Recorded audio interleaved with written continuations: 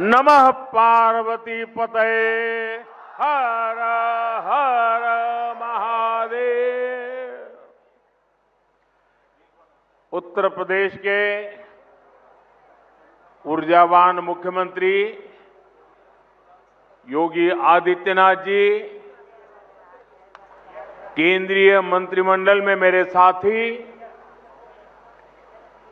और विकसित भारत की मजबूत नींव रखने के लिए जो टेक्नोलॉजी के क्षेत्र में आज बहुत उत्तम कार्य हो रहा है, उसका नेतृत्व संभालने वाले भाई अश्विनी वैष्णव जी, टेक्नोलॉजी के जरिए हमारे साथ इस कार्यक्रम में जुड़े एर्नाकुलम से केरला के राज्यपाल श्री राजेंद्र अर्लेकर जी, केंद्र में मेरे साथी सुरेश गोपी जी, जॉर्ज कुरियन जी, केरला के इस कार्यक्रम में उपस्थित अन्य सभी मंत्री, जनप्रतिनिधिगण, फिरोजपुर से जुड़े केंद्र में मेरे साथी, पंजाब के नेता रवनीत सिंह बिट्टू जी, वहां उपस्थित सभी जनप्रतिनिधि, लखनऊ से जुड़े यूपी के डिप्टी सीएम ब्रजेश पाठक जी, अन्य महानुभाव और यहां उपस्थित काशी के मेरे परिवारजन,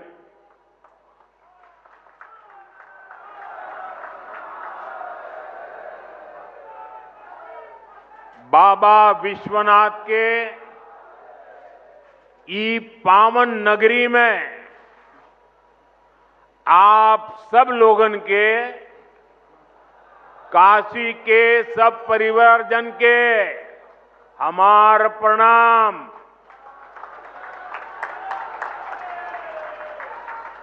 हम देखनी देव दीपावली पर कितना अद्भुत आयोजन भइल। अब आज का दिन भी बड़ा शुभ है। हम ई विकास पर्व के आप सब लोग के शुभकामना देत है। साथियों, दुनिया भर के विकसित देशों में आर्थिक विकास का बहुत बड़ा कारण वहां का इंफ्रास्ट्रक्चर रहा है। जिन भी देशों में बड़ी प्रगति, बड़ा विकास हुआ है, उनके आगे बढ़ने के पीछे बहुत बड़ी शक्ति वहां के इंफ्रास्ट्रक्चर डेवलपमेंट की है। अब मान लीजिए कोई इलाका है, लंबे समय से वहां रेल नहीं जा रही है, रेल की पटरी नहीं है, ट्रेन नहीं आती है, स्टेशन नहीं है, लेकिन जैसे ही वहां पटरी लग जाएगी, स्टेशन बन जाएगा, उस नगर का अपने आप विकास शुरू हो जाता है। किसी गांव के अंदर सालों से रोड ही नहीं है, कोई रास्ता ही नहीं, कच्चे मिट्टी के रास्ते पर लोग जाते आते रहते हैं, लेकिन जैसे ही एक छोटा सा रोड बन जाता है, किसानों की आवाजाही, किसानों का माल वहां से बाजार में जाना शुरू हो जाता है। मतलब इंफ्रास्ट्रक्चर यानी बड़े बड़े ब्रिज, बड़े बड़े हाईवे, इतना ही नहीं होता है। कहीं पर भी जब ऐसी व्यवस्थाएं विकसित होती है तो उस क्षेत्र का विकास शुरू हो जाता है। जैसा हमारा गांव का अनुभव है, जैसा हमारे कस्बे का अनुभव है, जैसा हमारे छोटे नगर का अनुभव है, वैसा ही पूरे देश का भी होता है। कितने एयरपोर्ट बने, कितनी वंदे भारत ट्रेनें चल रही हैं, दुनिया के कितने देशों से हवाई जहाज आते हैं, ये सारी बातें विकास के साथ जुड़ चुकी है। और आज भारत भी बहुत तेज गति से इसी रास्ते पर चल रहा है। इसी कड़ी में आज देश के अलग अलग हिस्सों में नई वंदे भारत ट्रेनों की शुरुआत हो रही है। काशी से खजुराहो वंदे भारत के अलावा फिरोजपुर दिल्ली वंदे भारत, लखनऊ सहारनपुर वंदे भारत और एर्नाकुलम बेंगलुरु वंदे भारत, इसको भी हरी झंडी दिखाई गई है। इन 4 नई ट्रेनों के साथ ही अब देश में 160 से ज्यादा नई वंदे भारत ट्रेनों का संचालन होने लगा है। मैं काशी वासियों को, सभी देशवासियों को इन ट्रेनों की बहुत बहुत बधाई देता हूं। साथियों, आज वंदे भारत, नमो भारत और अमृत भारत जैसी ट्रेनें भारतीय रेलवे की अगली पीढ़ी की नींव तैयार कर रही है। ये भारतीय रेलवे को ट्रांसफॉर्म करने का एक पूरा अभियान है। वंदे भारत भारतीयों की, भारतीयों द्वारा, भारतीयों के लिए बनाई हुई ट्रेन है, जिस पर हर भारतीय को गर्व है। वरना पहले हम कर सकते हैं क्या? ये तो विदेश में हो सकता है, हमारे यहां होता। होने लगा कि नहीं होने लगा? हमारे देश में बन रहा है कि नहीं बन रहा है? हमारे देश के लोग बना रहे हैं कि नहीं बना रहे? ये हमारे देश की ताकत है। और अब तो विदेशी यात्री भी वंदे भारत को देखकर अचंभित होते हैं। आज जिस तरह से भारत ने विकसित भारत के लिए अपने साधनों को श्रेष्ठ बनाने का अभियान शुरू किया है, ये ट्रेनें उसमें एक मील का पत्थर बनने जा रही है। साथियों, हमारे भारत में सदियों से तीर्थ यात्राओं को देश की चेतना का माध्यम कहा गया है। ये यात्राएं केवल देव दर्शन का मार्ग नहीं है, बल्कि भारत की आत्मा को जोड़ने वाली पवित्र परंपरा है। प्रयागराज, अयोध्या, हरिद्वार, चित्रकूट, कुरुक्षेत्र, ऐसे अनगिनत तीर्थ क्षेत्र हमारी आध्यात्मिक धारा के केंद्र है। आज जब ये पावन धाम वंदे भारत के नेटवर्क से जुड़ रहे हैं, तो एक तरह भारत की संस्कृति, आस्था और विकास की यात्रा को जोड़ने का भी काम हुआ है।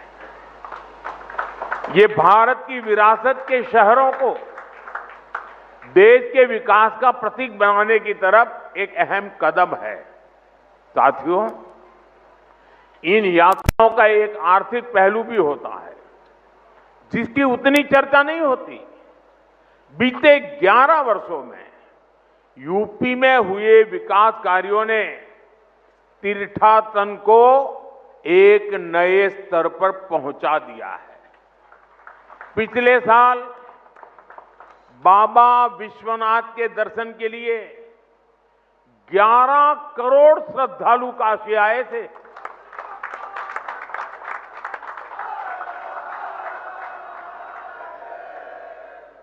अयोध्या में राम मंदिर के निर्माण के बाद 6 करोड़ से ज्यादा लोग रामलला के दर्शन कर चुके हैं। यूपी की अर्थव्यवस्था को इन श्रद्धालुओं ने हजारों करोड़ रुपए का लाभ पहुंचाया है। इन्होंने यूपी के होटलों, व्यापारियों, ट्रांसपोर्ट कंपनियों, स्थानीय कलाकारों, नाव चलाने वालों को निरंतर कमाई का अवसर दिया है।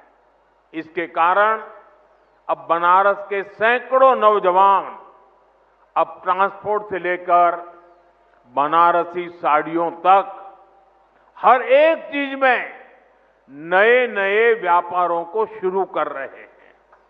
इन सब की वजह से यूपी में, काशी में समृद्धि का द्वार खुल रहा है। साथियों, विकसित काशी से विकसित भारत का मंत्र साकार करने के लिए हम लगातार यहां भी इंफ्रास्ट्रक्चर के अनेक काम कर रहे हैं। आज काशी में अच्छे अस्पताल, अच्छी सड़कें, गैस पाइपलाइन से लेकर इंटरनेट कनेक्टिविटी की व्यवस्थाएं लगातार विस्तार भी हो रहा है, विकास भी हो रहा है और क्वालिटेटिव इंप्रूवमेंट भी हो रहा है। रोपवे पर तेजी से काम हो रहा है। गंजारी और सीगरा स्टेडियम जैसे स्पोर्ट्स इंफ्रास्ट्रक्चर भी अब हमारे पास है। हमारा प्रयास है कि बनारस आना, बनारस में रहना और बनारस की सुविधाओं को जीना सबके लिए खास अनुभव बने। साथियों, हमारी सरकार का प्रयास काशी में स्वास्थ्य सेवाओं में लगातार सुधार का भी है।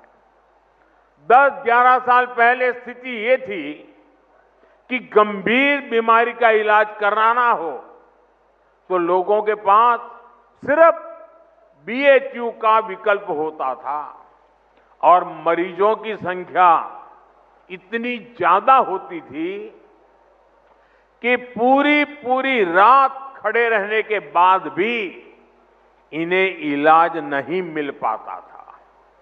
कैंसर जैसी गंभीर बीमारी होने पर इलाज के लिए लोग जमीन और खेत बेचकर मुंबई जाते थे। आज काशी के लोगों की इन सारी चिंताओं को हमारी सरकार ने कम करने का काम किया है।